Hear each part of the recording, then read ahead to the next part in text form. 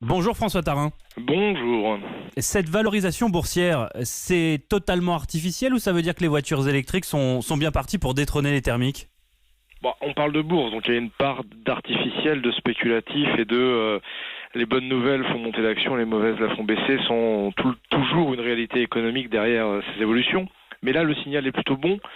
C'est vrai que Tesla a essuyé de nombreuses tempêtes ces dernières années, avec des objectifs non atteints, des chaînes de production qui n'arrivaient pas, trop robotisées, qui ne fonctionnaient pas bien, des objectifs de production qui n'étaient pas atteints. Et puis là, un premier trimestre de bénéfices l'an dernier, des objectifs de vente sur le dernier modèle, la Model 3, qui sont prometteurs. Et donc un seuil symbolique qui plus est, la bourse aime les symboles, des 100 milliards de dollars de valorisation, qui mettent les voyants, si ce n'est au vert en tous les cas, qui donnent une perspective plus positive à Tesla dans les mois et les années à venir. Pour autant, est-ce que Tesla est à l'abri d'un accident industriel ? Grande question. Les frasques de son patron... Elon Musk. Voilà, un simple tweet, des déclarations, une séquence à la radio qui fera date. On suffit à faire plonger l'action. On n'est pas à l'abri, effectivement, si ce n'est d'un incident industriel, mais de mauvaises nouvelles, que ce soit des résultats, des ventes qui ne suivent pas, un outil de production qui n'est pas aussi efficace que prévu. Rien n'est acquis. C'est une boîte qui vend du rêve, qui vend un avenir de l'automobile à la fois électrique et autonome, qui, pour une part de l'équation, semble bien partie. La voiture électrique chez Tesla, c'est devenu un produit abouti. La voiture autonome, c'est pour plus tard. Il y a aussi les autres développements de la société qui part un peu dans tous les sens. Mais là, on sent qu'ils ont plus les pieds sur terre avec l'électrique, qui représente un tiers des ventes en Europe. C'est la deuxième meilleure vente en France l'an dernier.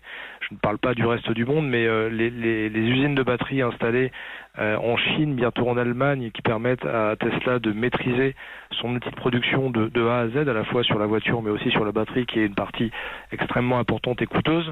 Voilà, on sent en fait que Elon Musk s'est remis un petit peu complètement dans la perspective de développer sa société. Il a été un peu, bridé par les actionnaires pour ne plus se faire de grandes déclarations qui peuvent porter préjudice à la société et se recentrer sur ce qu'il sait faire, c'est développer son produit et l'outil industriel, et ça semble porter ses fruits. François Tarin, en France, les voitures électriques, c'est environ 2% des ventes aujourd'hui, mais ça a quand même progressé de près de 38% l'année passée.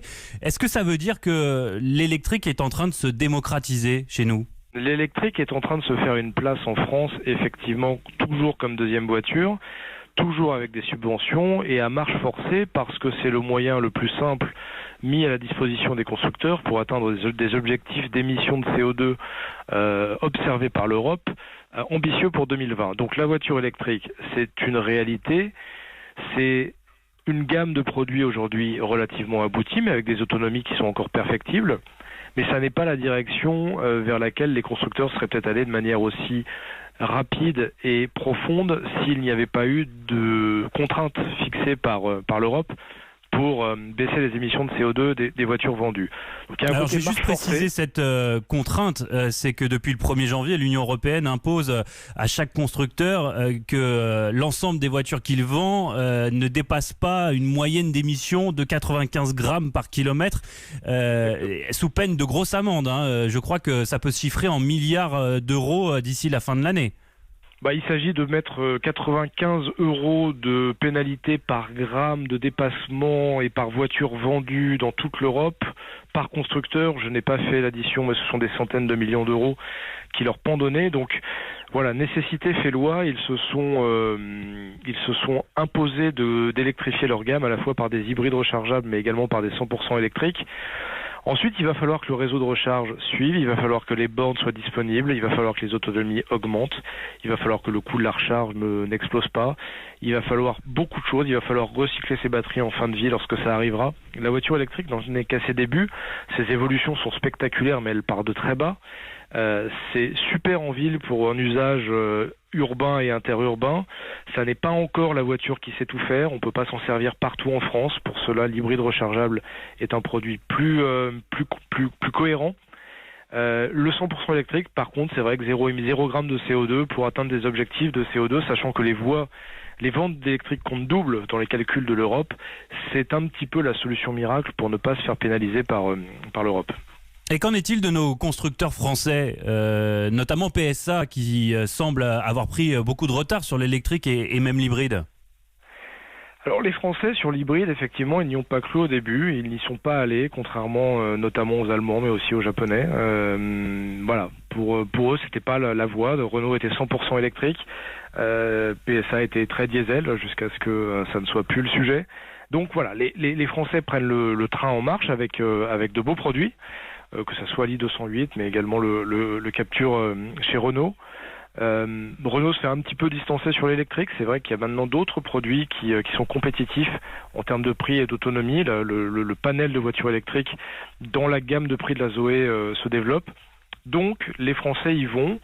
Ils aimeraient bien maintenant qu'ils font l'hybride rechargeable, que l'hybride rechargeable soit également subventionné par un bonus, qui n'est pour l'instant pas le cas. Tout va encore uniquement à l'électrique. C'est peut-être un mauvais calcul, parce que l'hybride rechargeable, pour le coup, c'est un petit peu le meilleur des deux mondes.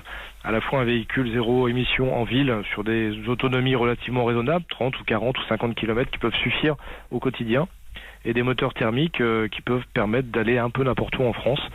Mais pas de bonus, donc un frein à l'achat, parce que ce sont des véhicules qui restent chers, comme les électriques, mais les électriques ont, elles, 6 000 € de bonus.